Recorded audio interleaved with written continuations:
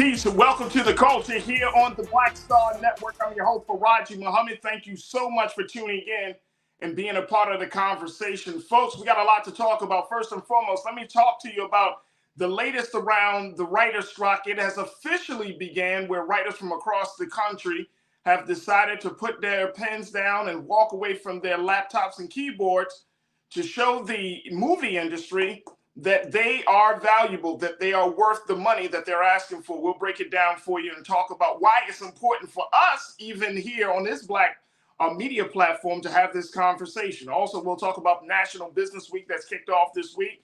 We'll be checking in and having some conversations about that. And then we're going to be joined by Dr. Robert Dalen Brown, who's going to talk to us about unresolved justice and the accuser of Emmett Till, Carolyn Bryant, how her passing may have left a major, major void in the heart of Black America. And then, of course, we got some stuff said by Isaiah Washington, folks. If you haven't heard, just stick around. We'll bring it to you the latest. So stay with us. It's all happening on today's edition of The Culture on the Black Star Network. Let's go.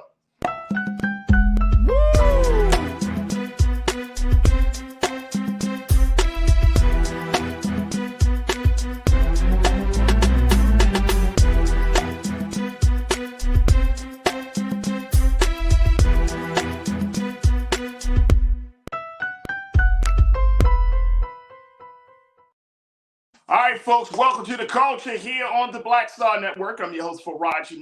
Thank you so much for tuning in and being a part of the conversation. All right, first up, I wanted to have a little one-on-one with you folks, really to bring us up to speed on what we're seeing right now, as there is a major writer's strike that has begun, folks. And if you did not know about this strike, well, that's why we asked you to tune in, so you will know. But more importantly, here's the thing, folks. This writer's strike, which is a strike that professional writers who write all of our favorite shows, the late night shows, anything that you see on TV that is scripted or in some cases unscripted, but this writer's strike is at the heart and the core of all of that great programming, all of that great content.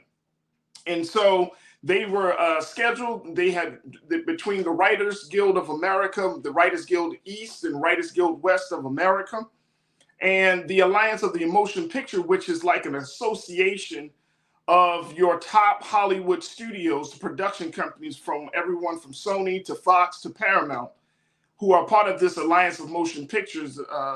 They have not been able to come up with a deal that really affects the compensation, the pay of writers getting paid for their work. They have not come up with a deal on how to make sure that writers benefit from streaming services. As we all know, Netflix, Hulu, everybody has a streaming service. But even though these streaming services are successful in some cases, the shows are moving out at a rapid pace, new shows are always coming out, the writers are still on the lower end of the totem pole in getting the money and getting any type of residuals from these streaming services. So let me just bring you up to speed, folks, on why this is important. And I want us to have a conversation about it, because I think it's essential that we keep our eyes on it. For one reason is because of this. One, I have not seen, and I was just talking to our executive producer, Joel, about this, I have not seen any coverage about this writer's strike on Black news outlets as of today. As of today, folks. Now, that certainly can change, but there's no talk. There's more talk about what happened at the Met Gala than there is about this writer's strike. And I understand, okay, that's fine. But the writer's strike gets to the heart and the core of the matter. You can't have these major actors and actresses coming together if they don't have projects to work on. But I have not seen, I just done a scan earlier today before coming on the show, folks.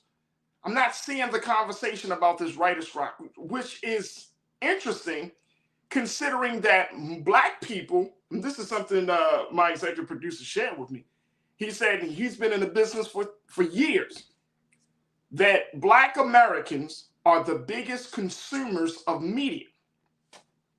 Let me just say this again. We are the biggest consumers of media in this country. We get our information, we get our attitudes and our beliefs are shaped by what we're seeing, what we're reading, what we're hearing. We are the biggest consumers of media. So it's interesting that we're not seeing this at the top of the site or at the top of the page when we're looking at Black media outlets, because we have to be mindful of what's going on with this. So I think that's interesting that we're the biggest consumers of media. The other thing is, when we talk about representation, we often talk about representation through the lens of Hollywood. Now, of course, we talk about it through the lens of Washington, D.C. We're talking about political representation, but then we also are talking about creative representation, representation on TV, representation in the director's chair, representation in the stories that we tell, representation. So I wanted to make sure that at least here on the culture here on the Black Star Network, that we start to look at this situation because it's important. Now, here's what the writer's situation breaks down to, folks. And I want you to join me in the conversation. Post your thoughts on our Facebook page, on our YouTube page, as we're having this discussion. But here's the thing that gets me about what we're seeing here. What is the big thing that writers are asking for at this time? This is the big thing. What are writers asking for? And this strike started at 12:01 a.m. this morning because the union representing the writers' strike, the Writers Guild of America, they could not come to an agreement with, as I mentioned, the Alliance of Motion Picture and Television Producers, which bargains on behalf of the 9 largest studios. They failed to reach a contract. So writers, they said, are facing an existential crisis. Now, the writers' strike happened before, back in 2007 and 2008, when writers went on strike. It brought the entertainment industry to a complete halt. $1 billion of revenue was lost for the city of Los Angeles, and it's by itself. And it went on for 100 days, where some of our favorite shows at that time, talk shows, all of those scripted shows, did not air. They did not air. Now we're seeing a different ecosystem for writers. We're seeing a different economics for Hollywood, along with your traditional, your traditional production houses, your movie houses, your film studios. You have streaming services are now into the picture. And streaming services has complicated some things for Hollywood, and particularly for writers, because they're putting out content much more. They're putting it out at such a higher pace than, say, your normal networks are. And at the same time, they're expecting a high level of turnover in terms of getting writers in, getting work on the show, moving out to the next show. So a lot of writers are talking about, of course, what does this mean, like getting paid for that? The other thing is that there are not enough writers in the room. That's another concern that the WGA has had, that there aren't enough writers in the room to make sure that these shows are written well, their quality, to put them out there. All right, I want to take a quick pause right here, because I think it's important that we get your take on this. And I just want to, again, just throw this out there. And I want to be clear that we're talking about why it's important for us to have a conversation about writers. It's important because it goes to the essence of what we talk about with representation, and the fact that we are the number one consumers, folks, the number one ethnic group watching live TV. You're talking about playing game consoles, smartphone media. I mean, across the board, streaming audio, across the board. Let me just share some numbers with you very quickly. The top 20 advertisers spend on media, they focused on African Americans, has increased from $3.34 billion in 2011 to $3.86 billion in 2019, which is almost a 16% increase among how we consume media. So these advertisers, the top 20 advertisers, are spending money on media focused on us. It's focused on us. All right, let me go to what you have to say, crew. Tiana, you said the fact that writers are getting paid less than they're used to is a damn shame. They produce the content for the public to watch. Not only are they producing, and a great point, Tiana, not only are they producing the content for the public to watch, but can you imagine, and this is what we're starting to see more and more of. Let's take Black Panther, for example. Ryan Coogler was the writer of the first Black Panther. He wrote the second Black Panther with a couple of other folks, right? He wrote the movie. He directed the movie, right? And of course, the movie was targeted to us as Black folks, right?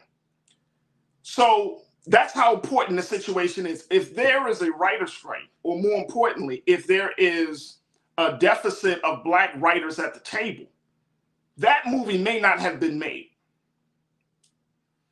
But you shouldn't have to be a Ryan Coogler to get your project seen. You shouldn't have to be a Ryan Coogler to get into the writer's room. You have emerging writers. You have phenomenal young writers, new writers. They don't have to be young in sense of age. I'm saying young in terms of industry experience. But you have all of these Black, intelligent, talented writers in our neighborhoods, in our communities, in our families, that never thought about sitting in the writer's room, possibly writing it for a show and for Hollywood. I know that, unless you are a part of the industry, unless you are a part of the arts and culture and arts and entertainment industry, that is not something, that's not a regular job. You know, your child will say, hey, mom, hey, dad, I want to be a writer of TV and films. That's just not a part of the conversation. Well, mom and dad, I want to be a director. Mom and dad, we often put our children in front of the camera, but behind the camera, creating the content, that's really that's really not where the big bucks are, but that's where you make the big impact, because you are telling the story. That's where you make the big impact. So Tiana, I appreciate you for saying that. And I wanted to bring that to everybody's attention. We are going to do our due diligence here on the culture to keep up to date, to keep our eyes on how this writer strike is going to pan out, folks. And very quickly, there are a number of stories that you should watch for.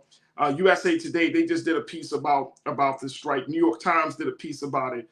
This comes down to money.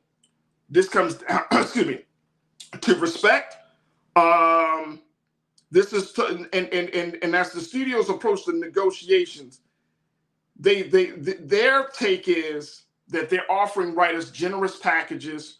They also say that the long-term health and stability of the industry is a priority, because they believe that it's a shaky time in the industry. This is coming from the Alliance of Motion Pictures. This is what they said in their statement.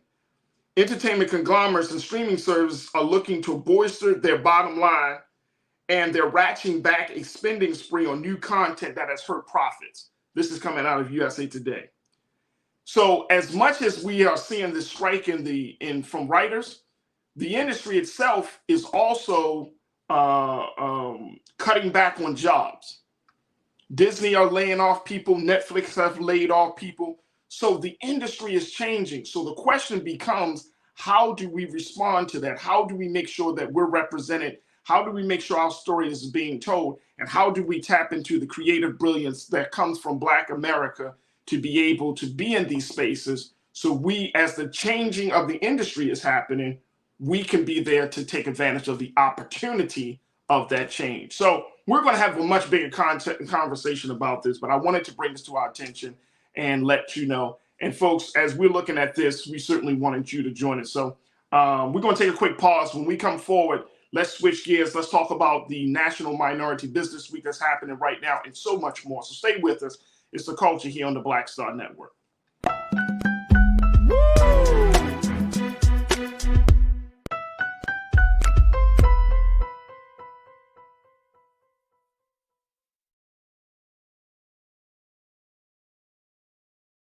Black Star Network is here. Oh, no punch! I'm real revolutionary right now. Thank you for being the voice of Black America. All momentum we have now, we have to keep this going. The video looks phenomenal. See, there's a difference between Black Star Network and Black-owned media and something like CNN. You can't be Black own media and be scared. It's time to be smart. Bring your eyeballs home. You dig? When you talk about blackness and what happens in black culture, we're about covering these things that matter to us, speaking to our issues and concerns. This is a genuine people-powered movement. There's a lot of stuff that we're not getting. You get it, and you spread the word. We wish to plead our own cause. Too long have others spoken for us. We cannot tell our own story if we can't pay for it. This is about covering us. Invest in black-owned media. Your dollars matter. We don't have to keep asking them to cover our stuff. So please support us in what we do, folks. We want to hit 2,000 people, $50 this month, raise $100,000. We're behind 100,000, so we want to hit that. Y'all money makes this possible. Checks and money orders go to P.O. Box 57196, Washington, D.C. 20037-0196. The Cash App is $RM Unfiltered. PayPal is R Martin Unfiltered. Venmo is RM Unfiltered. Zelle is Roland at RolandSMartin.com.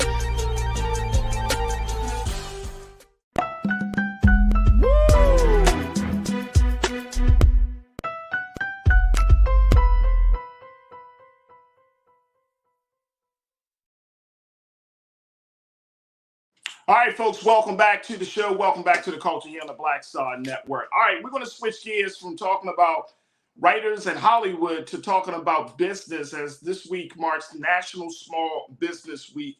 It happens from April 30th through May the 6th. And here to talk to us about the state of small businesses in our country, and more importantly, how do we make sure that small businesses are sustained, is Ms. Renee Johnson, who is a senior advisor for public-private strategies. Renee, thank you so much for joining us here on the show. How are you this afternoon, sis? Good. Thank you so much for having me. So excited to talk about National Small Business Week, which many people do not know exists. So right, really to amplify this. Absolutely, absolutely. And I think it's important just because there are so many Black folks that that own small businesses. We have a lot of side hustles, Renee. You know it and I know it, right? Yeah. And one of the things that I've learned, my dad was an entrepreneur, my wife has been an entrepreneur, but one of the things that I have learned is that, the side hustle thing is one thing, but to legitimize your business is something, and when I say legitimize, meaning like to make sure your business is registered in the state the business is in. Having an EIN number, having a business banking account, and not your personal checking account. Right. Just a simple those things, but then also to be a part of networks, to a network of resources that can help your business grow, so that way you don't have to keep doing the 9-to-5 thing and then the side hustle small business thing on the weekends, on the evening. So let's talk a little bit about this, because you work as a senior advisor for public-private strategies. First and foremost, how would you describe the work that you do with small business? Well, one, it's impactful, right? Because there's not a lot of people in this space that look like me. So as a senior advisor working with small businesses with public-private strategies, it's been an honor. We work with business owners across the country, but also we work with different organizations, advocacy groups, chambers, you name it. So it's like the U.S. Black Chambers, Inc. We work with USHCC, which this is the United States Hispanic Chamber of Commerce, National ACE, the National Minority Supplier Development Council, which was in existence for 50 years and started out in Chicago with a lot of civil rights issues. And guess what? It's still existing today. And unfortunately, fighting for some of the same, advocacy issues that they did when they first were created. So pairing up with all these organizations, connecting them to business owners across the country, and more specifically, providing them resources, opportunities, and engagement, not only with them, but also with the federal government too. We definitely work with the SBA and partner with them with a monthly webinar series that's called Building a Better America, that we want to help amplify the resources, not only at the SBA, but also with these awesome organizations as well. Absolutely. All right, so let's talk about the state of the small business here in America. And I meant, I said minority at first, but I want to correct it. It's small business. because that could be anybody. That's not relegated to any particular ethnic group or gender or anything like that. That could be anybody, right? Right. And what I want to make sure we do is stop saying small business and we're meaning Black people or small business Hispanic. Uh-oh. Wait a minute, Renee. We don't need you to come on this show and you start a whole bunch of trouble. I'm just saying. No, that's a great point. Yeah, because we're really big, and our amazing, brothers and sisters, like Oprah Winfrey is a business. And guess what? She's $1 billion business, right? We have $1 billion businesses out there. And guess what? They're not small. So we no, they're not small. Making that connection. So I appreciate what you just said there. No, absolutely. And I appreciate you making the clarification, because we often look at the Black business as the small business, right? We actually say it depends on who you talk to. It's like Black business means side hustle, or Black business can be small business. It never gets more than beyond 100 people who are employed by your business, right? Right. So I think that's one thing. But here's the thing: as we have this conversation about small business, I remember seeing a cover for Forbes magazine and had this sister on the cover. And it was talking about capitalism. And it was like, I think the cover is, if I'm not mistaken, and Kenny, if you can find it, that would be awesome. I think the Forbes cover said, the face of capital, the new face of capitalism. And they had this Black woman who was a CEO on the cover. I think you know which cover I'm talking about, right? Yes, I do. And I have to admit, Renee, when I saw it, it kind of hit me like, what are we talking about? Right. Like, I know what my personal politic is about making money, capitalism, and all of those things. But I was a little bit like, should Black women be the new face of capitalism, considering that we have been suffering under the economic system of capitalism for so long? So that's why it hit me a little different. I was thinking about the historical impact. I was thinking about the red tape that small businesses and Black businesses have to endure even to this present moment. So I'm like, that's a tough one. That's a tough one, Forbes. That's a tough one. What's your take on that? Well, I think what they're trying to say, or what they were trying to imply, is that Black women are creating more businesses at an astounding rate, right? Okay. And I think across the country, like, more Americans are starting businesses than ever before. In 2021 and 2022, we saw record numbers, but the application numbers have substantially grown this year. Americans applied to start 10.5 million new businesses, which is a record number of businesses being started. And let's also put out there, these are legitimate businesses, not side hustles, not like, I bake cakes on the side. This is legitimate business owners who are doing their thing, who are trying to make sure that they're living this American dream as well. And so what I believe that cover was trying to project and sort of put out there was not necessarily the capitalism, like, old school, founding fathers in our country, but more specifically that Black women are in the future going to be the number one business owners in our country. We're seeing them increasing every year. And by far, we know, when you support a Black-owned business, especially a Black women-owned business, you're not only supporting a family, you're supporting a community as well. I like how you put that. I mean, that's what my shirt says today, support Black women in business. So I'm doubling down on it. Or just for this moment, because no, I get it. Now that from that explanation, I can understand it, right? And I'm not sure if everyone uses the same level of context or apply the same level of context that you just did, but I like that. I mean, I agree. I think Black women, you as a segment of the population, one of the most industrious groups of our country in terms of innovating, revolutionizing, taking things to the next level. We already know that. As a Black man who had a Black mother, I already know that. But the rest of the country and the world needs to see that. So I definitely understand. How do we make sure, though, that in that respect, Renee, that it doesn't become a wedge to be used to divide Black men from Black women from Black communities? How do we make sure that the success of the Black women business owner is the success of the community, of the family? Well, we know one, right? By large and far numbers, Black women usually marry Black men. They have Black babies. They have Black families.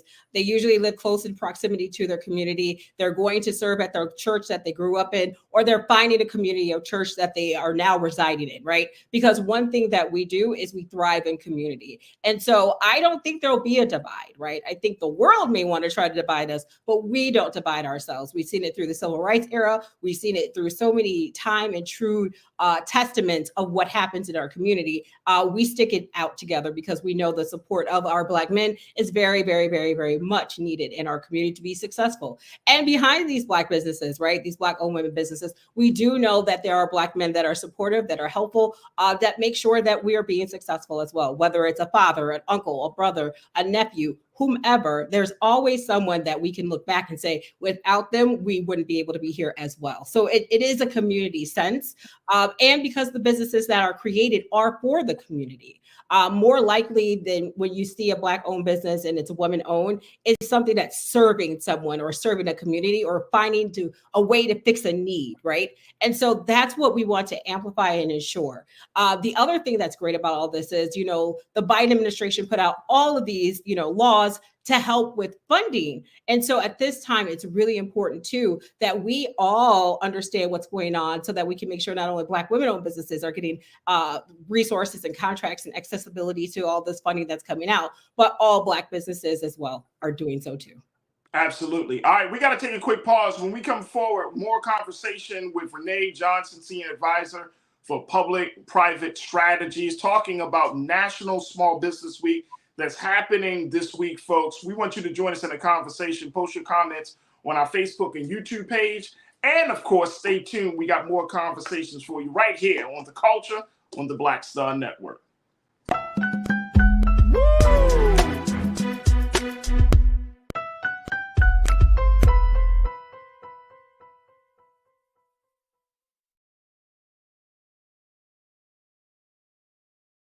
Folks, Black Star Network is here.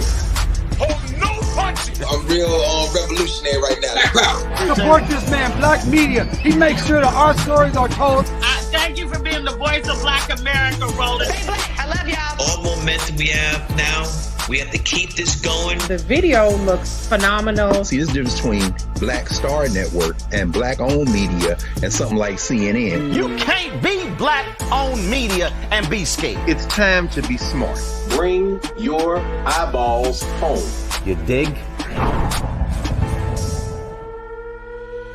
Pull up a chair. Take your seat.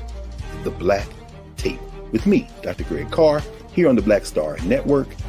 Every week, we'll take a deeper dive into the world we're living in. Join the conversation only on the Black Star Network. Hi, I'm Dr. Jackie Hood Martin, and I have a question for you. Ever feel as if your life is teetering and the weight and pressure of the world is consistently on your shoulders? Well, let me tell you, living a balanced life isn't easy. Join me each Tuesday on Black Star Network for a Balanced Life with Dr. Jackie.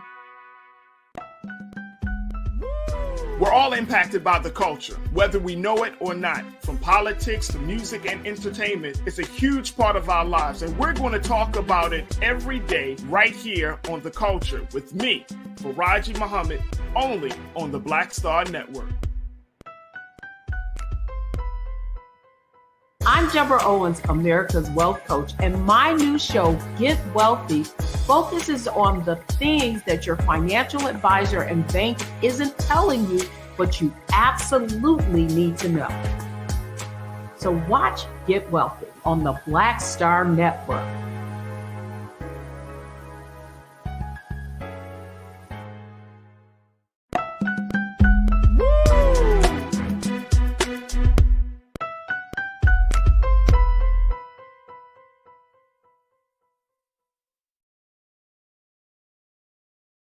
Folks, welcome back to The Culture here on the Black Star Network. We have been talking about National Small Business Week. Here is a look at the website, folks. National Small Business Week, which is an opportunity for small businesses to learn how to build resources, to network with one another, and to essentially take their businesses to the next level. Let me just share with you something very quickly. Approximately, according to the latest research, there are more than 33 million small businesses in America, folks. 33 million. And entrepreneurship is booming right now for the years of 2021 and 2022. A record-breaking 10.5 million new business applications were filed. 10.5 million new business applications were filed. So we're seeing something very, very different here in America, especially after the pandemic, where there has been a huge, huge decline in public trust and confidence that corporations and other organizations and businesses are going to be around to be able to continue to pay people, or they're going to be around to be sustainable. And so I think a lot of Americans, folks, are starting to jump into this entrepreneurship pool and say, you know what? It's not so deep. The water's pretty warm, and let's get a business open. I've been talking to Ms. Renee Johnson, Senior Advisor for Public-Private Strategies, as we talk about National Small Business Week. And I want to get your take on this as well, folks. So post your comments on our YouTube page and our Facebook page, as we're streaming right now on those platforms, as well as on Black Star Network and Amazon News. So Renee, let's go back to you. 33 million small businesses in America, 10.5 million new business applications were filed. Can we say specifically that the small business is still the backbone of America? I've been hearing that for years as a child, now into adulthood. Is that still the case today? It is still the case, and it will always be the case, right? Because our country was founded on small businesses. Bartering system was the initial way of how we did things, right? Everyone didn't have currency, but you had something. And that is initially what a business is. You may not have the means right now to get paid for something, but you're able to exchange services in order to make something work. And so that's what the foundation of businesses are all about. We're able to render something that someone else wants in the exchange of something that we need. Absolutely, absolutely. So how does that work in terms of making sure that the voices, the power of small business is leveraged in these bigger conversations? And I'm saying in these conversations for political conversations, social, even economic conversations, it seems like corporations, and I'm sure you probably had these discussions among your colleagues, but corporations run America, right? Like corporations run America. I'm looking at the situation down in Florida right now. Disney is not a small business. when you not by any means, right? But the mouse is packing a mighty punch, right? Like if the mouse says that this is what we're doing, the culture tends to kind of follow the mouse, right? When we're looking at some of these other corporations, when I look at these big companies, I'm still like they're pulling the puppet strings of political leaders. They are, and this is actually one of the things that Governor DeSantis said, which I'm not a fan of Governor DeSantis, but I do think it's interesting. He said that corporations are setting the cultural agenda for this country. That's interesting. And I'm like, a little truth mixed with all of the madness and falsehood he be putting out. But is that where we are? Like, does small business have the power to combat that? Yes. And you know why? Because that mouse, he can't just get his cheese himself. He can't run all the rides himself. There are so many contractors that work and are a part of Disney. And a lot of them, I would say most of them, are probably small businesses. From a subprime to a prime contract, they are all intertwined and interconnected, because without them, Disney could not be what they are today. And so it is in its best interest of these corporations, who definitely have to look to the smaller businesses, especially those who are in the contracting space with them, to provide those services, right? That they are working together in tandem. But also don't forget, there's so many amazing organizations that do advocacy here in DC and also across the country into state and local governments.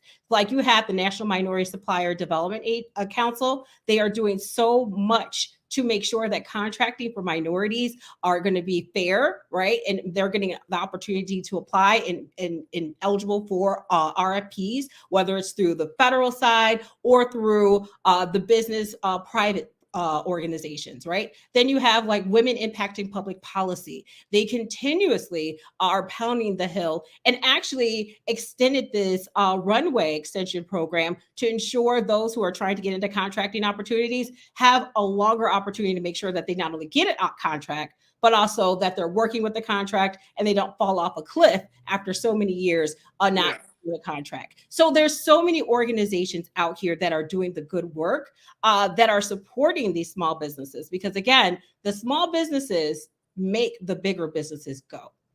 Absolutely. Absolutely. And it's just hard for me to believe, though, Renee, that when we do have these big conversations, when we're talking about the state of the economy or the sustainability of a community, that small business leaders aren't at the table as much, or we're not hearing about small business leaders being at the table.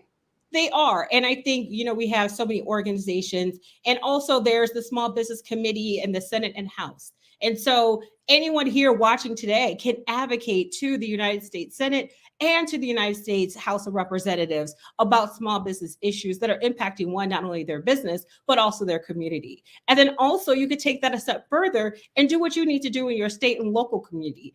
Advocacy is key. And you don't have to be a huge organization to make a ripple. All it takes is the voice of a few to make a mighty impact. And that's all we need to start doing. Absolutely, absolutely. I want to also talk about, let's talk about the Black Chamber of Commerce. I'm from the state of Maryland. I'm from Baltimore, relocated to Los Angeles. And I remember that in Baltimore, there was a Black Chamber of Commerce that would assist with small business. We had the SBA as well, Small Business Association, but there was a Black Chamber of Commerce, which was a very well-known, network. It got people connected. But in my understanding, I could be completely wrong on this, Renee, so correct me. But when I look at other states, that is not always a given. That can kind of be an exception to the rule. How do we build a Black Chamber of Commerce, with our small businesses within the Black community? Well, I want to also throw out there, too, that there's a Minority Business Development Agency, and it was codified, which means it now has its own undersecretary, which is Don Cravens, and he's the first Black undersecretary at the Department of Commerce.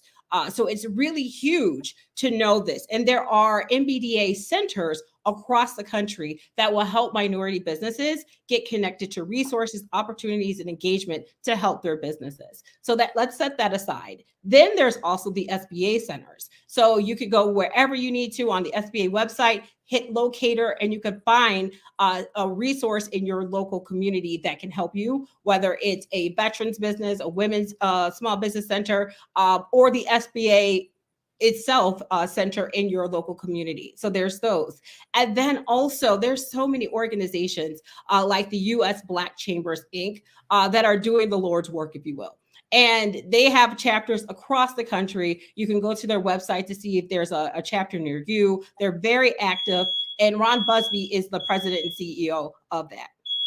Awesome. Look, we're going to take a quick pause. When we come forward, I know you got your fire alarm, so we're going to make sure, see how that works out. But we're going to take a quick pause. When we come forward, folks, I want to share 2 points that y'all are bringing up, crew members, that I think that are absolutely important for Renee Johnson to speak to. 2 points. The point of raising the minimum wage, and I saw that, raising the minimum wage, the impact that it will have on small businesses, and what to do with that quote-unquote $1 trillion buying power. Conscious Thought, I see you, bro. You said that $1 trillion economic buying power. What do you do with that to create the next generation of Black millionaires and billionaires? Conscious Thought, you said that we can do it. Let's see if that's possible, if there's a pathway for that. So those 2 points will come up next in the conversation. Stay with us. It's The Culture here on the Black Star Network.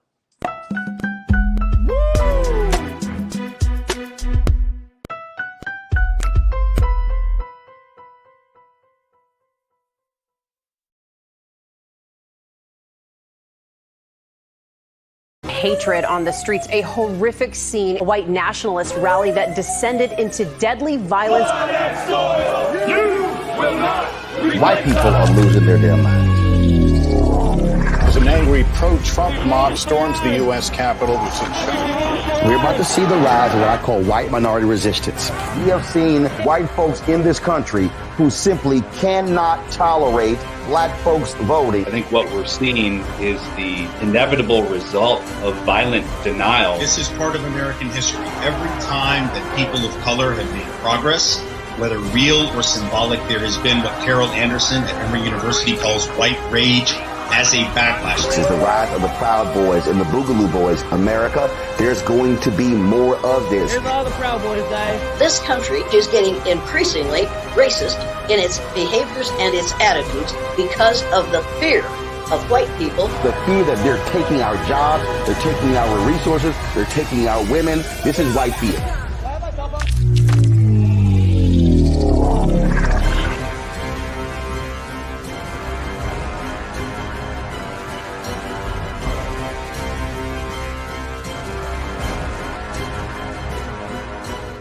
Black Star Network is here. Oh, no punch! I'm real revolutionary right now. Thank you for being the voice of Black America. All momentum we have now, we have to keep this going. The video looks phenomenal. See, there's a difference between Black Star Network and black-owned media and something like CNN. You can't be black-owned media and be scared. It's time to be smart. Bring your eyeballs home. You dig?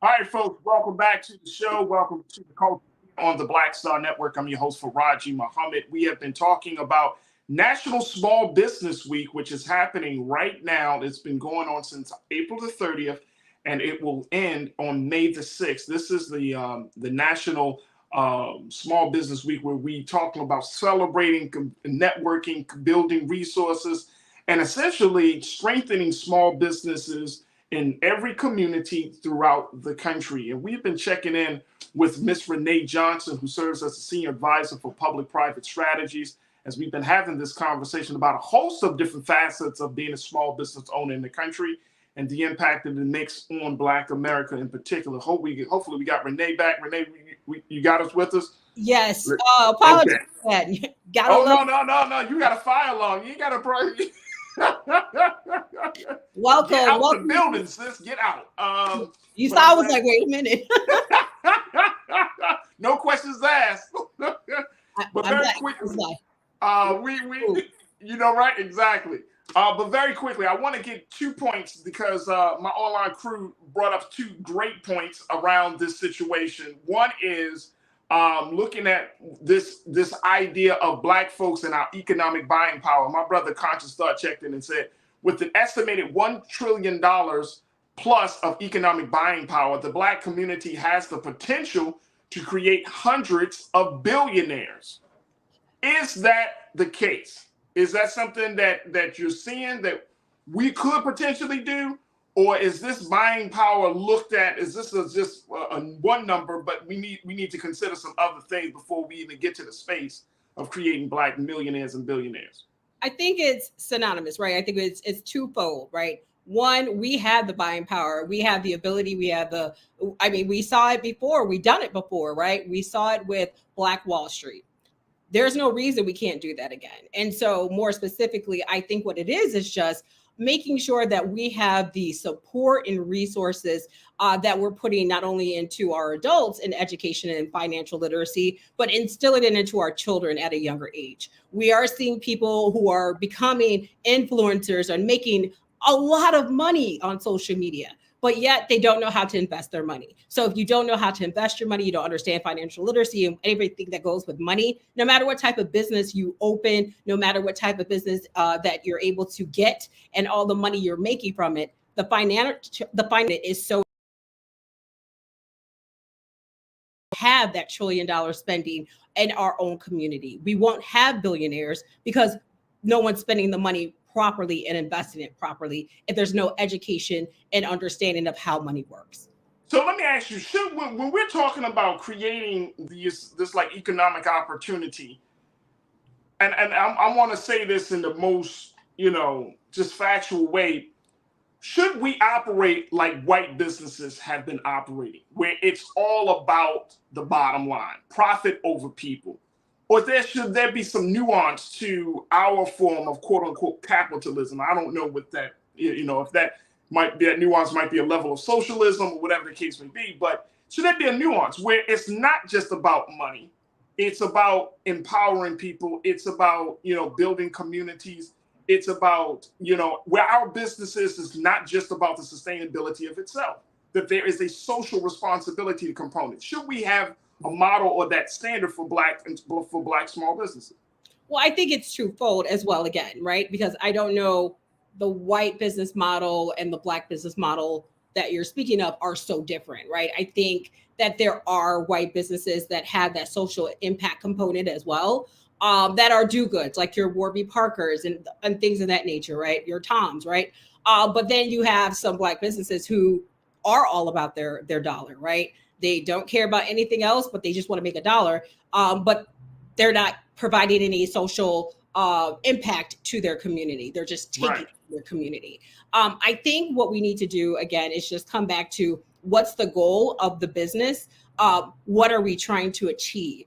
And if we're being true to what the achievement is of that goal of the business, then I think if it's giving back to people, then make sure you're doing that, because I think naturally it will then be residuals you will see from your business, and people will want to support you. Not only just black people, but all people will want to support you, because to be honest, if you're a business owner, if you want to make money, you're not really looking at the color of someone's skin who's buying your product. You're looking to make sure people are buying your product who appreciate it. Should we, and then very quickly, I know we're going to have to wrap in a couple of moments, but should we look back at what we saw with Wall Street, the Black Wall Street Tulsa? Like, what was their philosophy of running business and having businesses? Because just as much as they established these businesses, they also built these communities. It wasn't just Tulsa, it was Greenwood, it was towns all across this country that were cropping up, Black-owned towns. Yep. So what was the philosophy that they used that we may be able to gain from today? Well, one, I think it was the dollar didn't leave their community quickly, right? During that time when we were creating it, because you couldn't go out your community and make those purchases. You didn't go see a doctor that was not Black. You didn't go see a dentist that was not Black. You didn't have a white teacher. You had a Black teacher. Like, everything was in the community. And so I think in thinking through how can we bring back some of those sort of like priorities or principles, I think it's just ensuring that we are working in the community to uplift the community and then also support. And if we're using that principle there, we're going to really, truly build strong communities that are ingrained in society impact and ensuring that people are winning all across. Because I'm supporting your business and you're supporting my business and all down the line, that dollar has then traveled back around to us versus going outside and never coming back into our community. Absolutely. That's a great point. Final point, Comic Book Chris talked about this, raise the minimum wage and watch small businesses get wrecked. Is that the fate? I think there's a lot of nuances with that, right? When you raise the minimum wages, because there's some industries that does not apply to, right? If you talk about restaurants and bars, those are tipped wages. That's a whole nother set of people and situations and advocacy that happens all the time, right? And so I think we do need to talk about the minimum wage. We need to talk about livable wages, because no one should be living in poverty and working a 9-to-5 job or going to work and then have to get a second job to support their first job, right? You should be able to have a livable means. And as business owners, we should be able to support that. But also, how does the government be able to provide healthcare and all these other benefits to these business owners at affordable cost so that they're able to provide their staff with opportunities to, get paid more money? So I think it's like a whole cycle and a conversation of things that need to happen. It's not just one thing, because it impacts the entire cycle. Oh, absolutely. Absolutely. Renee, I appreciate you for jumping on and having this conversation. How can more people get more information about National Small Business Week and what to expect and what to do, how they can get involved in this whole process? Yeah, so people could go to the SBA's website. They have a page dedicated to National Small Business Week, the one that you just previously showed. And basically, you'll find out about all the awardees that won awards for Small Business of the Year.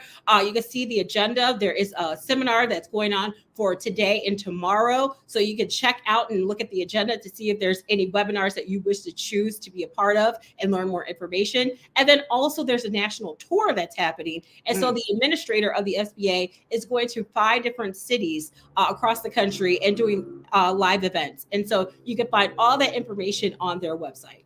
That's awesome. Renee Johnson, Senior Advisor for Public-Private Strategies. Renee, we certainly love to have you back on and continue to bring us your insight on this issue and other issues relating to businesses. But thank you for being with us today. We truly appreciate it. Thank you, and hopefully no more fires in the future. Oh, absolutely not. Absolutely not. All right. Thank you, Renee. All right, folks, we got to take a quick pause. When we come forward, let's talk about unresolved justice, how the accuser of Emmett Till, Carolyn Bryant, has died. And has died maybe skirting or escaping the possibility of what she has deserved. So we'll talk about this with Dr. Robert Dalen Brown. And also in the next hour, we got to talk about the controversial comments of Isaiah Washington. So stay with us. It's The Culture here on the Black Star Network.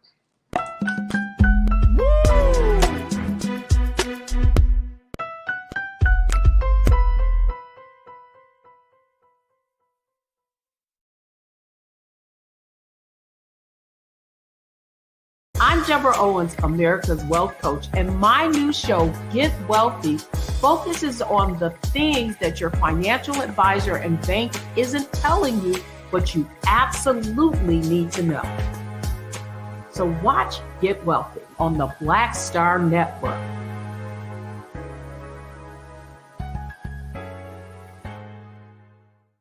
Black Star Network is here. Oh, no punch! I'm real revolutionary right now. Thank you for being the voice of Black America. All momentum we have now, we have to keep this going. The video looks phenomenal. See, there's a difference between Black Star Network and black-owned media and something like CNN. You can't be black-owned media and be scared. It's time to be smart. Bring your eyeballs home. You dig?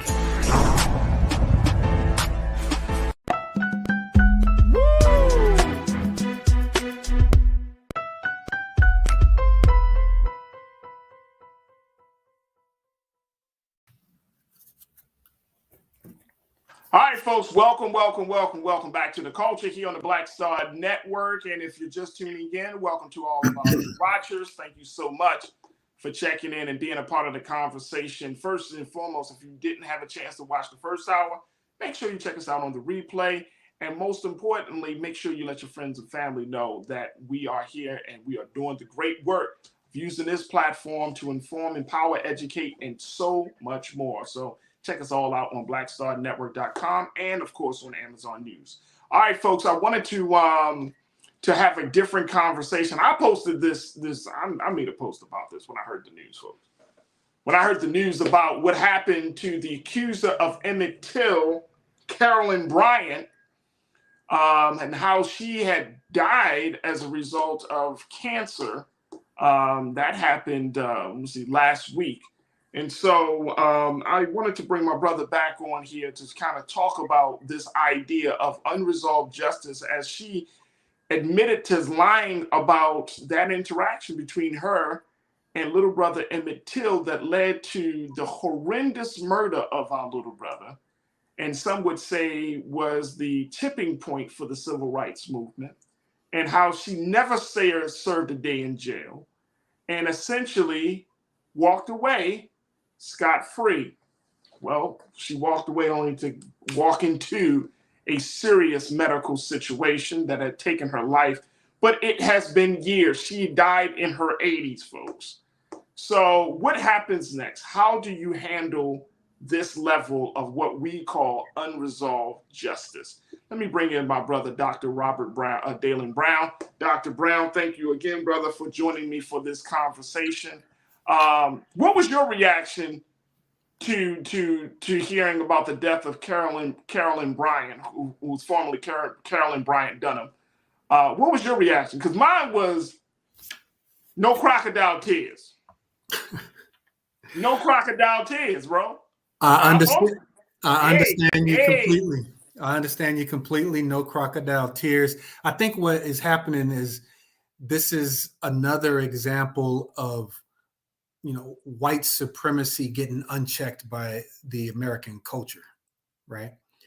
We have so many instances of racism and white supremacy taking Black lives, subjugating Black bodies. But again, it's getting unchecked by the powers that be. It's getting unchecked by American society. I think Carolyn Bryant should have been brought to justice. That warrant should have been served. And the fact that it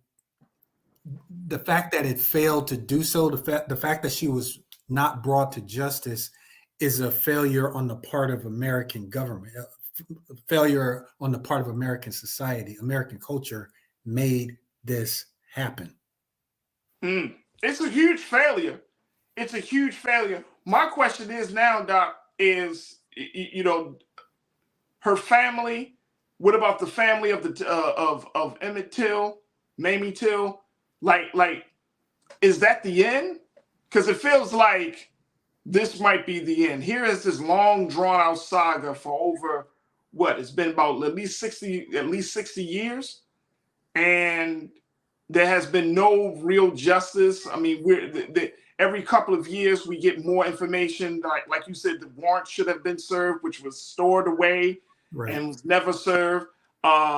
She came out years later saying, "Oh, I lied about the interact." Like, to your point, it's a complete failure, but then it still feels like she got away with murder. You know what? There's a couple of complex factors here. There are a lot of people saying, she didn't actually cause the violence, but in actuality, because she was the accuser and she sparked the whole process to go underway back in 1955. She was the one responsible for setting these things in motion, and that should have her be held accountable. As far as seeing justice and whether or not this is the end for the family, she was the very, very, very last person that could have been brought to justice in this entire 68-year ordeal. And because she died before that happened, there is no one else that we can legally bring to justice like this. Right? She was that last piece of the puzzle. Now, going forward, what we have to do as a Black community and as a nation at large is we have to figure out how do we reconcile with the fact that America still is doing the same things in 2023 that it did in 1955. I'm only quiet because I'm letting that marinate for me. Yeah, please. Hey, no That's problem. the reason I'm quiet. It's a very complex. So many factors are inextricably intertwined here. We're in 2023. Right. We're many decades past this horrific, tragic incident, and we still are not bringing the right people to justice. And it's not, and it's that, along with the fact that she publicly says she lied. Right. It wasn't like amongst friends, in a small group of people. I mean, this is now public record. She admitted to lying. And I mean, you know it like I know it, and I'm sure many of our watchers know it. This was such a pivotal case. Right. Very much so. You know what I'm saying? Like, this was such a pivotal case. And you gotta just grin and bear it. You know what I mean? Like, you just gotta take the hit because she was never brought to justice. And to make it, the point that you made about her being the last person that could have been brought to justice or be held accountable, and now she's dead, it's like death is too sweet for. You know what I'm saying? And I'm just, and look, I know some people probably get upset with me and be like, man, that is harsh. This lady died. Like, bro, we talking about a woman that lied that led to the killing, I mean, the horrific murder of a 14-year-old. Of a 14-year-old where he was dragged and beaten and, I mean, just done inhumane things to his body for a lie. Exactly right. And what's happening is, as a result of all this, we who are the descendants of the civil rights movement, we who are still here, are still subjugated to the racial trauma that was caused by all of this 68 years ago. And it's having an effect on us. You know, we have people who are arguing and debating on whether Emmett Till's family should have forgiven, or should they not have forgiven, or we forgive too much, or, you know, all of these debates are still going on as a result of the trauma that we still have in our community. You know, this is legacies and legacies of trauma, legacies and legacies of injustice, legacies and legacies of racial trauma and white supremacy being unchecked. That's the key. It's being unchecked. So, Dr. Brown, when we look at, I mean, you also work in the personal coach space. So you're talking about helping people to work through trauma, through difficult points in life, through mental blocks, you know, in all of those spaces. Right. A collective healing, right? Because that's what I'm hearing from you, brother, is that we, at this point, there's just going to have to be the decision made that we are going to move on from this, that we're never going to forget this, and we will never forget, but that we just have to kind of, quote unquote, move on from this, right? Well, yes and no. Yes and no. Okay. I believe in forgiveness. I believe wholeheartedly that forgiveness is a part. Who should be qualified to forgive? But see that's the thing. Forgiveness is such a personal, very, very complicated tool in a person's healing journey. Now, even though I believe in forgiveness, I also believe that part of the healing journey is restorative justice, because the person who was harmed, they have to grieve. They have to be angry. They have to feel that injustice is happening to me and something needs to be made right. Both of those things have to happen. And what we're being asked to do as a Black community, we often are being asked to forgive without the other piece that's also necessary, which is restorative justice. Both have to happen. And if one is missing, the other doesn't hold water.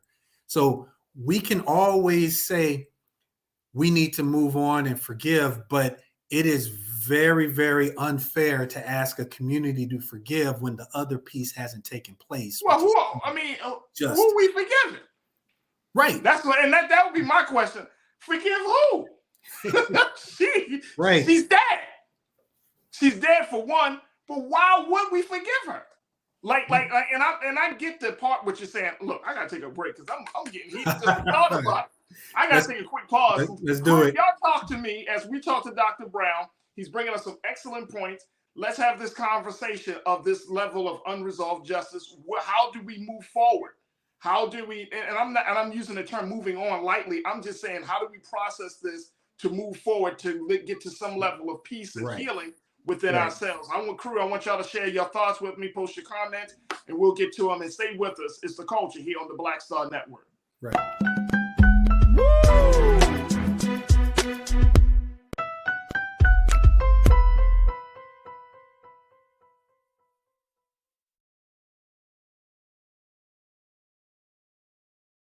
Hi, I'm Dr. Jackie Hood Martin, and I have a question for you. Ever feel as if your life is teetering and the weight and pressure of the world is consistently on your shoulders? Well, let me tell you, living a balanced life isn't easy. Join me each Tuesday on Black Star Network for A Balanced Life with Dr. Jackie. We'll laugh together, cry together, pull ourselves together, and cheer each other on. So join me for new shows each Tuesday on Black Star Network, A Balanced Life with Dr. Jackie.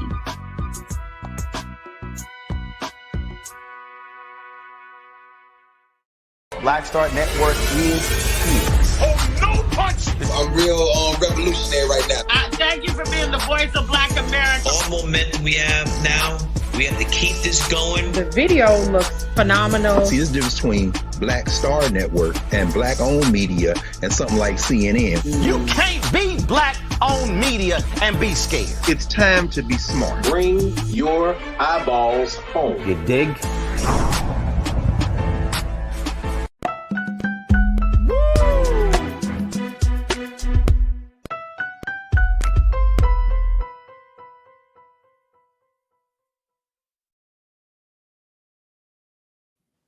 All right, folks, welcome back to the culture here on the Black Star Network. We've been checking in with my brother, Dr. Robert Dalen Brown, who is a personal coach. He's an educator. He's an author. And we've been talking about this sense of unresolved justice as we talk about the accuser of Emmett Till, Carolyn Bryant, how she has died last week as a result of her having cancer. Now, Carolyn lived to be in her 80s, and she never served one day in prison. She never was served any type of warrant.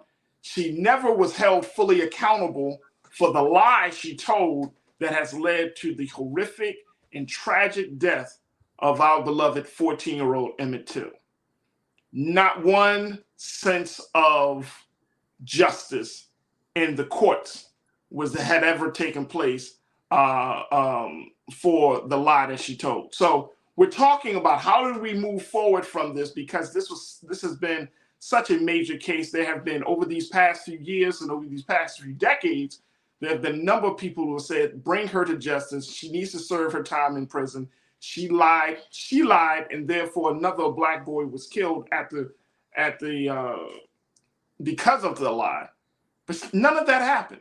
And essentially, she died from cancer. And I have to admit, folks, it's a little hard. It's a little hard for me to kind of just, as I'm processing all of this, and I'm sure many of you have processed this as well when you heard the news, how to move forward. So we're going to try to do some processing right now to see if we can come up with some ways that we can move forward without forgetting about what happened to our beloved brother, Emmett Till. Dr. Brown, let me bring you back into the frame, sir. I got my crew that have been checking in. They got a lot to say, Doc, around this conversation that we're having. Let me start off with Real Brooklyn, my guy. He said, hell, we have cops that lied in recent cases regarding black folks that are still not prosecuted. So you talking about that trauma that you talked about, we are still suffering. We suffering in the present day, and we suffered 68 years ago. Right. We are still suffering. There's still no, what's the best way I can say this, Doc? There's still no reconciliation. There's still no resolving of the ongoing injustice that black people have had in this country. And that's a problem. That is a very, very big problem. Janae, you said admitted and says she can't remember. Do you know how many people are falsely in jail because of accusers who lie or can't remember? It unsettles our justice system. Let me tell you what it unsettles within the justice system. The justice system is moving on fine, Janae, and you know it and I know it. It unsettles the justice system of the mind and the heart and the spirit of black people. Let's start with that justice system. What we know to be right and wrong, it unsettles that a woman can go years and years and years, admit she's wrong, all of this stuff, and she was never, ever brought to the courts. That's unsettling. That will make people lose what they say, Doc. They lose touch with reality because the injustice is so blatant. It's so blatant and it's so disturbing that it creates an imbalance in one's thinking. Well, I think you said it best just a couple seconds ago. You know, there's the justice that we know to mean justice, and then there's the justice system, you know, which are two different, which are oftentimes two different things. And they shouldn't be. And it shouldn't be that. And that's the internal battle that we have as a people constantly. We know what is right. We know what needs to happen. And the system that we call the justice system is not really a justice system. It's a legal system, which is very, very different. Right? Very different. We have a very, very, very different definition between the legal system and the justice system. What happens in our society when it comes to these kind of cases, it's not justice that is being served. It's the legal box checking that is more likely to happen. So it ends up with people who are being falsely accused, never seen the light of day. People who are victims of everything from police brutality to white supremacist killings. And these people are never brought to justice because the legal system is really protecting them. Oh, yeah. Brother, that's the point. And see, you can't expect people, and this is the crazy thing when I have these conversations, Dr. Brown, I'm sure you've had these discussions as well. But people act like Black folks are just naturally crazy, like we just off our rockers just because. As if they don't see that this is long-standing, this is systemic, this is a result of hatred that has been codified, that has been a part of the institution of every part of our lives, from schools to business to community. That the hatred of Black people runs so deep, some people would even go as far as to say it's in our bloodstream. That it's a part of our DNA. I remember when they had conversations saying that the Holocaust shifted the DNA structure of the Jewish people for that time period, right? That they experienced that tragedy. What do you think 400 years of enslavement will do to a people? Well, I think it's even more pernicious than that, because what happens with the Holocaust, slavery, all of these things were horrific, tragic parts of human history. But I think what happens with Black people are so much more pernicious, because what ends up happening is it's a very slow and gradual and systematic and institutional killing of a large number of people. Absolutely. Because we have so many things in our world set to go against Black people thriving, you know? No, you're right. When you look everything for all of our institutions, all of our systems, the legal system, the education system, the healthcare system, the entertainment industry, the political system, we have so many systems that are set up against us, and it's slowly eroding away at us, and we are asked to save ourselves. We are asked, what can we do? What can we do with our families? What can we say to our kids to help them heal and fight this battle? These are battles that we should not be fighting. That's the whole point. We're raising our kids and raising our families to be strong enough to battle the injustices of people like Carolyn Bryant, to battle the injustices of a racist legal system. We're raising our kids to fight these kind of battles. Instead, what we need to be doing is breaking down the systems that are causing these battles in the first place. No, I agree. Yes. I agree wholeheartedly, brother.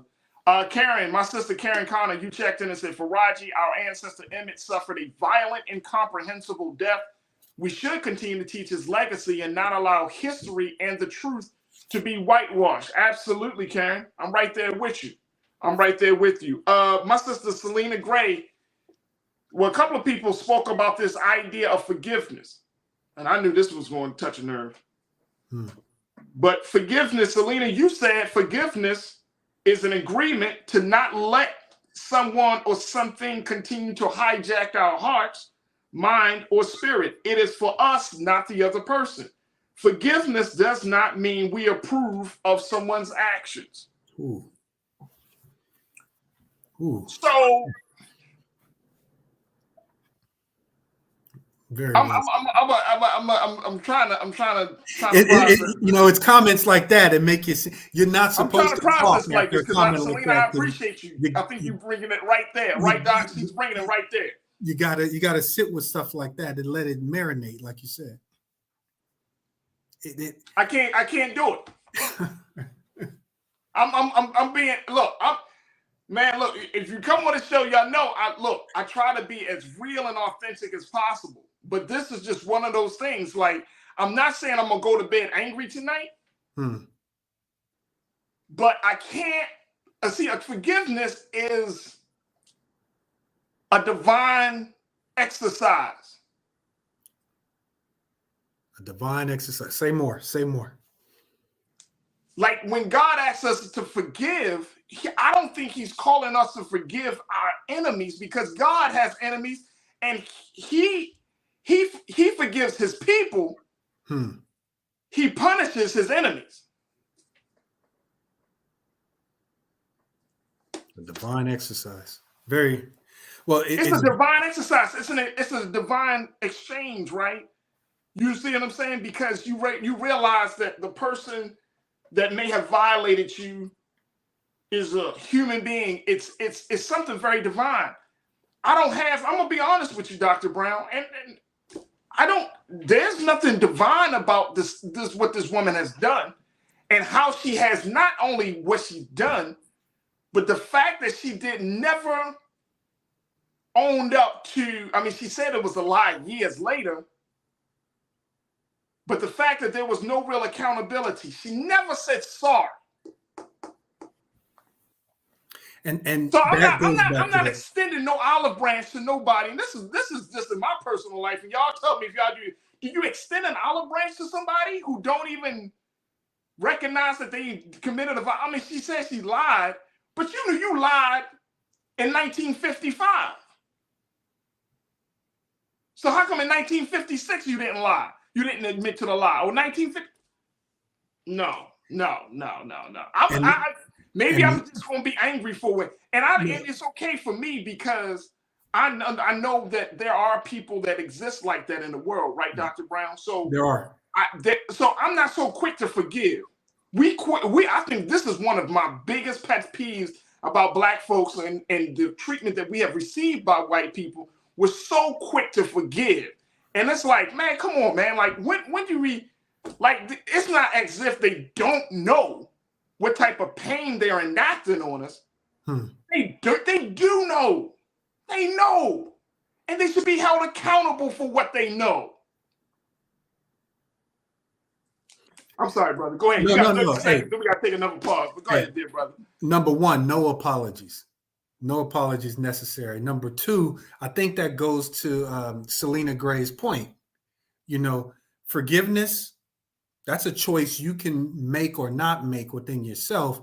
But a lot of times what we do in our society is we hear the words forgiveness and we inadvertently think we okay that other person's behavior. And forgiveness does not mean approving of what happened. Forgiveness does not mean I approve of what happened. It does not mean that I accept what happened. I don't condone it. Forgiveness is something that a person will do on their own to be right within themselves. You can choose to forgive. You could also choose not to forgive, and that is also okay. It is also okay not to forgive. I appreciate you saying that. It is 100% okay not to forgive, and that's perfectly fine. The thing that we keep missing in this conversation about Carolyn Bryant is the piece that never gets done.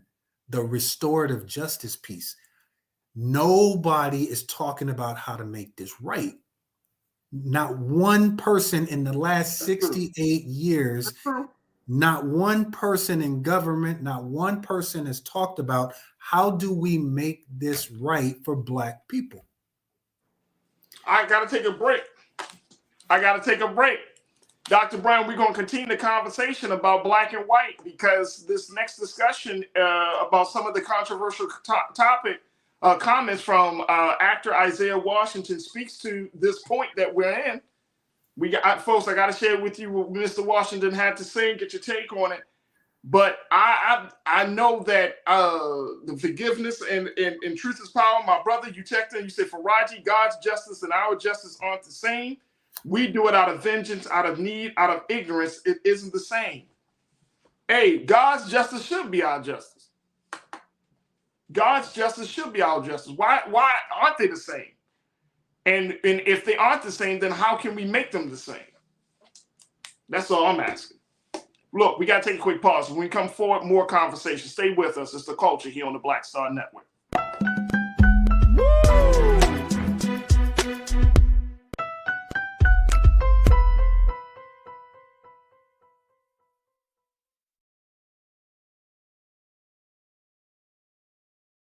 Black Star Network is here. Oh, no punch! I'm real revolutionary right now. Thank you for being the voice of Black America. All momentum we have now, we have to keep this going. The video looks phenomenal. See, this difference between Black Star Network and Black-owned media and something like CNN. You can't be Black-owned media and be scared. It's time to be smart. Bring your eyeballs home. You dig? When you talk about blackness and what happens in Black culture, we're about covering these things that matter to us, speaking to our issues and concerns. This is a genuine people-powered movement. There's a lot of stuff that we're not getting. You get it, and you spread the word. We wish to plead our own cause. Too long have others spoken for us. We cannot tell our own story if we can't pay for it. This is about covering us. Invest in Black-owned media. Your dollars matter. We don't have to keep asking them to cover our stuff. So please support us in what we do, folks. We want to hit 2,000 people, $50 this month, raise $100,000. We're behind 100,000, so we want to hit that. Your money makes this possible. Checks and money orders go to P.O. Box 57196, Washington, D.C. 20037-0196. The Cash App is $RM Unfiltered. PayPal is R Martin Unfiltered. Venmo is RM Unfiltered. Zelle is roland@rolandsmartin.com.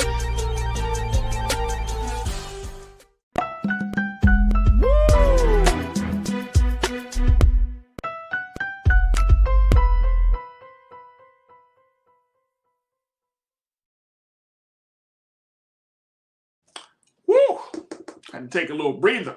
Had to think through this thing, folks. We've been talking about unresolved justice, dealing with the story of the death of Carolyn Bryant, the accuser of Emmett Till, who lied about that accusation that Emmett Till was trying to get fresh with her, that led to that 14-year-old brother's death and murder, and that kicked off a movement. So many complexities with this, and we've been chatting with Dr. Robert Dalen Brown, who's been giving us some insight, some things to think about. And crew, y'all been giving me some things to think about as we've been having this conversation. Now, let me just share with y'all another story as we talk about this. I want to bring Dr. Brown into the frame because this story also speaks to where we are, Dr. Brown, in terms of understanding race relations. The situation, the relationship between Black and whites in this country. And I will say this, of course, as a Black man, it has become so bad in the sense of we almost have fallen in love, or we have fallen in love with those who have oppressed us for all of these years. I remember reading about Stockholm. Is that what they call it? Stockholm syndrome? Stockholm syndrome. Where you fall in love or you start to have compassion for your captor. You got that relationship with that captor, yeah. Right. Right. And you start thinking about their needs and extending the olive branch to them. You know what I mean? You start thinking about making sure that they stay safe in the situation, right? So I feel like we are suffering through that as Black people in this country because of the many years of oppression. Now, the reason I'm bringing that up is because Grey's Anatomy actor Isaiah Washington, he had posted on social media a reflection of his upbringing, but he made this post. Listen, y'all remember Isaiah. Y'all know who Brother Isaiah is. But he remembered and he posted that some of the best elementary school teachers and neighbors he had were KKK members. Keenan, let's show the post, bro. Can you put that up for me, please? I'm going to share with y'all what this post had to say. There it is. This is the post. This is actually what he posted because he took it down and then it was reposted. You know how to go, Dr. Brown. People put out there, screen capture. They capture everything. Right. You put a little heat. They like, oh, I'm going to take this down. Somebody saw it. Look what he said. He said, I had some of the best elementary school teachers and even some neighbors that I knew were Klan members back in Texas while growing up. I knew where they stood with me, and they also knew where I stood with them. The boundaries were very, very clear. And I still played with their kids. I just couldn't drink from their outside water hose or come inside their house to eat. And their houses were usually much smaller than what I grew up in. He said, my mother never refused to let their kids into her house to eat a summer lunch and drink from our vintage JFK water glasses. I can't help but wonder today if their kids are vigorously supporting me as an actor today, simply because I show them love and respect as a true Texan and a true American, even when their parents and grandparents forbid them to reciprocate love and respect for me publicly to me back then. But I'm infamous now. I wonder.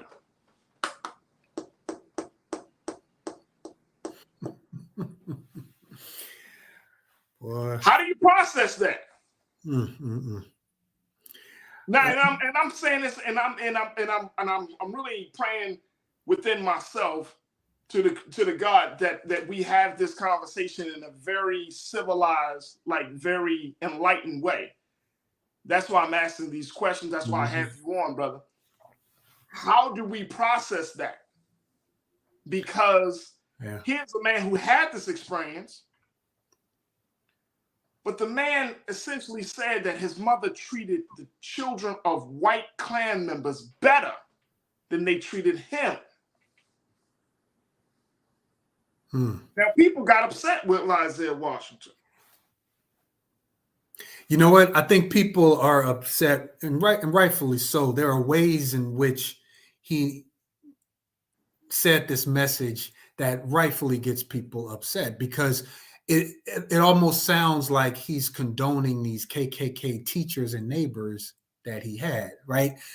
When you say a sentence like, some of the best teachers I've had were Klan members, it sounds as if you are condoning their behavior and you are accepting and you are signing off on all that it means to be a Klan member.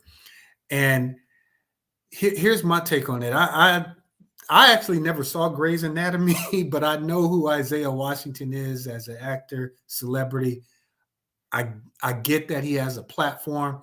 And a lot of celebrities do have a lot of followers and they like to say whatever but I don't put a lot of stock into what they say for my life, because I understand what celebrity and social media is and how apart from my life and my reality it is. I do think that a lot of these folks are not seeing what the ramifications of their comments are, because if I know for a fact that me saying something like that, I know I'm going to harm some other people. I know I'm harming my folks. I know I'm harming my folks by saying this, and I have no business saying this. His life, I don't know what he went through. I don't know his childhood. I know he's 59 years old or something like that. I don't know what he went through as a kid, and my job is not to assume what he went through. My job now is I have to take care of all the people in my community who are now hearing this madness, right? I got to take care of all the people who are hearing this and have to deal with his comments, right? Now, it's interesting. I hear you, brother, because I hear you processing it too. Talk to me. I hear you processing it. Yeah, I'm hearing, because all of this I'm hearing, just for the first time myself today, and it's taking me a while to process it myself. It's going to take us a while, right? Let me say something. Chris Big checked in and said, because being a decent person is about you, not them. That's a great lesson that he learned. There's something else happening, though. There's something else happening. Here, let me tell it to you like this. When I was 18 years old, I went to college. I was a college freshman, right? During freshman orientation week, we're all meeting each other and all this kind of thing. And there was an 18-year-old white girl who came up to me and said, "Hey, what's your name?" And I'm thinking I'm cool. I said, "My name is Robert. What's your name?" And she told me her name. And she said, "I just wanted to meet you, because I'm from the Midwest. I never came to California before, and I never met a black person before." And then she walked away. Now I'm sitting here. I have to ask myself, okay, this person just came up and said, "I never met a black person before," and walked away. How do I deal with this? I could have chased her down and said, "You racist, this, that, and the other." But here is somebody who is doing something that they've never done before and trying to reach out and meet me, and in all their honesty said, "I've never met a black person before." My reaction to it is more important than what she said. My reaction is more important than how I move forward and what I do. That says a lot more than what she did. Right. The same thing is true with Isaiah Washington's comments. What he said and what he did and what he came out the mouth, what he posted on that Facebook page, ridiculous, at least to me and to a lot of people. But what matters more is our reaction to it and how we're going to respond. No, that's true. Yeah. That's true. And I think that back to the point that you made, I don't think he thought about how harmful and offensive that is. Right. And the ramifications of all the ramifications of it, right? And see, the reason I'm bringing this up is because now, and that's why I brought back to the Stockholm Syndrome, where we are now, in some cases, this is 2023. He didn't make this post 10 years ago. He just made this post yesterday or something. This is 2023. And you mean to tell me, okay, that may have been your experience, but as one of my culture crew mentioned, Black people have been in survival mode since we've been brought to these shores. So when you're talking about growing up in racist Texas 50 or 60 years ago, right? Your mother treated them a certain way because she was in survival mode. Knowing that the children's fathers and mothers were part of the clan, she never wanted to be seen as in opposition to that for your ass. That was a survival tactic for mom to keep the peace.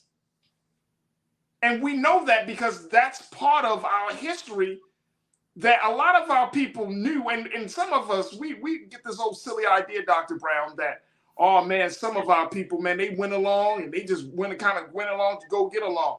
No, that was a strategy for some of our people. Man, we can keep getting killed. I can keep being up at night worrying about where my husband or my son or my daughter or this, I can just kind of submit and try to appease and I used to be of that mindset years ago when I was young and dumb and stupid, thinking, oh man, they were weak. It wasn't weak. That's the ultimate strength. Do you know how strong you got to be to submit yourself to somebody else, to their madness and to their wrongness, when you know deep down inside? Because the ultimate goal is survive one more day. Survive one more day. And I think that's the message that was lost with Isaiah Washington. If you know what I mean, we know what families had to go through. You're talking deep South in the 50s and the 60s survive in one more day, the message, if the message doesn't get explained explicitly to these kids, they're going to run away with the wrong message. And then years later, say stuff like this on Facebook. And see, maybe that was what, maybe his mother did explain, or maybe she didn't. Like, look, the reason we were friendly to the Klan is because the Klan had the power to take your life and not be held accountable for it. They had the power to commit justifiable homicide in their eyes. It's the same way that we see black women treating young black boys around police officers.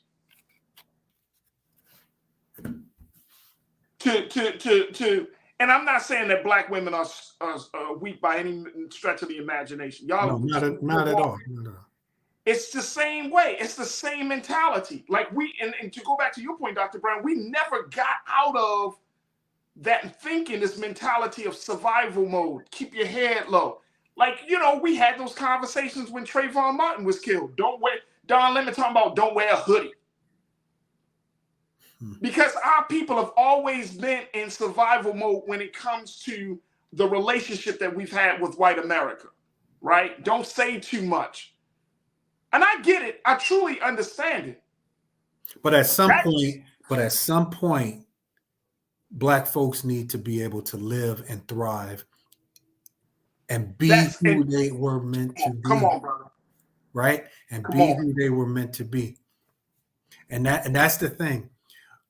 When we're appeasing and pleasing, right? When we're appeasing and pleasing white society, we minimize ourselves. We do all these things that make ourselves as small as possible. And what we need to be doing is we need to have those conversations about how to survive one more day, and the conversations about how to break down the systems that are trying to make sure that we don't survive one. We need to have both of these conversations. And let me just take this. Let me see, Keenan, let's take one more break. I know we're short in time. Let's take one more break, bro. And I want to close this out real strong. So folks, we're going to take a final pause. When we come forward, get some final thoughts from Dr. Brown and from you. Stay with us. It's The Culture on the Black Star Network.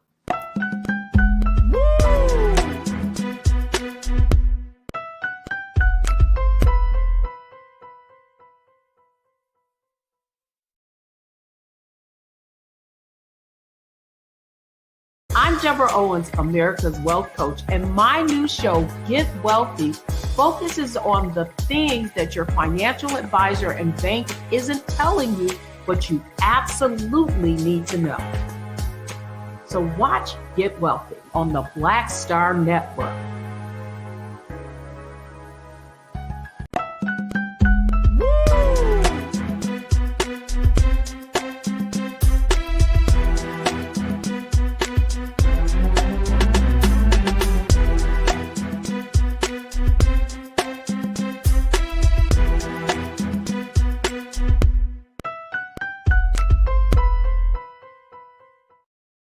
Folks, welcome back to the show. We've been talking about the controversial comments made by actor Isaiah Washington about him growing up in the racist South of Texas, being taught by teachers of the KKK, and how it impacted his life. We don't have time to go over the post again, and I've been having this conversation with Dr. Robert Dalen Brown. But we've been talking about when you have become very comfortable in saying certain things and not understanding the big picture, or you might be saying certain things that may be offensive, or you're just saying certain things because you're not in touch with the reality of the moment. And I think this is one of those cases. I want to bring Dr. Brown in. This is one of those cases with Isaiah Washington that, yeah, his experience could be, oh, it was all good. They knew where I stand. I knew where they stood. At the end of the day, I couldn't go into their house, but my mom allowed them to drink from the best glasses that we had in the house. She fed them, but you can't. Come on, man. Come on. Mm-hmm. Come on, man. Like, I get all of the fact that you were able to have that experience, and I'm glad that you were still able to learn something coming from the racism of a KKK member. But at the end of the day, let's not glorify that. That's my problem, Doc. It sounds like you glorify. It sounds like you saying, "Oh man, like it wasn't really bad." You a black man. You a black man touting. Now, if the KKK had said something about, we need to separate, which they have said, that's one conversation. That's a different conversation than to say, "Hey man, the KKK are good people." As a black man, I didn't have no problems with them. That's what he's essentially saying to me, Dr. Brown. I didn't have no problems with them. We let them eat in our homes. How crazy does that sound? I'm not gonna let somebody that outright hates me eat from the finest dishes that I have in the cabinet, drink from the glasses that I only reserve for special guests, and eat my food. And I know you hate me. The inside of one's home is really the only place of sanity in heaven that we have control over in this country. And you mean to tell me that I have to open my door to somebody that hates me when you don't do the same for me? That absolutely is madness to me, brother. You know what? I'm about to say something, and this might be a little controversial. Oh, well, that's now, not even Black here Star. we go. Now, this Black Star Network. Now, I just want you to stay with me here because all your got a listeners, couple of moments, brother. Go ahead. All right. 70% of all teachers are women in this country. Right. And almost all of them are white women. Back in the 60s, it was even more. Back in the 60s, if you went to school, especially in the South, chances are you were taught by a white woman, no doubt. And you're sitting there thinking that I'm having school, it's 1965, I'm in school, I'm learning all this stuff. This teacher is, you graduate, you move on, not knowing that some of those teachers were probably related and probably in the KKK themselves and probably racist. But you, as your elementary school self, probably didn't know it. One of the things that's happening here, I think, I could be wrong, but Isaiah Washington is making these comments many, many years later. He is putting meaning behind what happened to him as an elementary school kid. My take on this might be this. A lot of people, a lot of us, we went to school and were taught by racist people. We were probably taught by Klan members ourselves and didn't know it.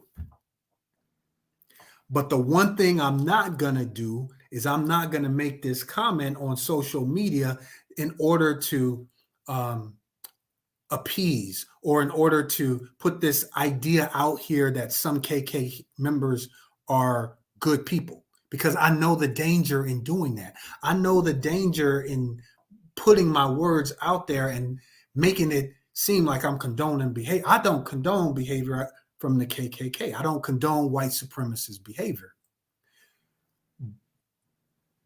But a lot of us were taught by racist people. And we need to acknowledge the fact that a lot of us, especially people like me who were born in the 70s, we were taught by racist people, and we have to go through our childhood unlearning a lot of the crap that they taught us. I agree. I agree, and I wish we had more time on this, Dr. Brown. Lord knows, I wish we had more time. Farajii, I'm with you. You're absolutely right, brother. We were all taught. I'm sure many of us were taught by racist people, right? But you can't tell me if you're heart that way, then your teachers won't be affected by that. I'm going to say that one more time for the chat in the back. You can't tell me if you have a heart that is distorted and as messed up by racism, that your teachings, whatever comes out of your mouth, whatever you profess, is going to be tainted with that disease, with that cancer. You won't be able to see me as a full. You won't be able to see me. Right. So I'm dropping some seed in your brain of your inferiority and my superiority in some way, shape, or form. I believe you. I believe it. That's right. It just doesn't come like that. You don't have an ugly heart and pure teachings. It don't come out like that, man. That doesn't make sense. It's mathematics. It's all about what you think, how you believe, how your attitudes, it's going to be manifested either in your teachings, your upbringing, how you are in the community in relationship to other people. It's all of that. It's all of that. Well said. Dr. Brown, oh man, I appreciate you, brother. Got to bring you back once again, have these conversations, but I thank you so much. Very quickly, got like 10 seconds. How can people get more information about the work you do? Very simple. All you got to do is go to joker2king.com. That's joker2to king.com. YouTube, website, social media. That's how you can find me. Awesome. Dr. Robert Dalen Brown, checking in. Joker to King. Great, great brother. Author, personal coach, educator, doing some fabulous work for the culture. And we appreciate you, Dr. Brown. Thank you so much, brother, for your time. Hey, it's always an honor being on this show. I appreciate you. Absolutely. All right, folks, that's going to do it for us. Thank y'all for tuning in. Stay tuned. Up next is Roland Martin Unfiltered. Go to Black Star Network today to do your due diligence to support us and follow us on social media at Black Star Network on all social media platforms. Also follow me at Farajii Muhammad. I'm on Twitter at on Twitter at Farajii and on IG at The Real Farajii. So follow me as well. Stay tuned. Up next is Roland Martin Unfiltered. As always, never be afraid to challenge what's wrong. Stand for what's right while being yourself in the process. God willing, we'll talk tomorrow for another exciting edition of The Culture here on the Black Star Network. Peace.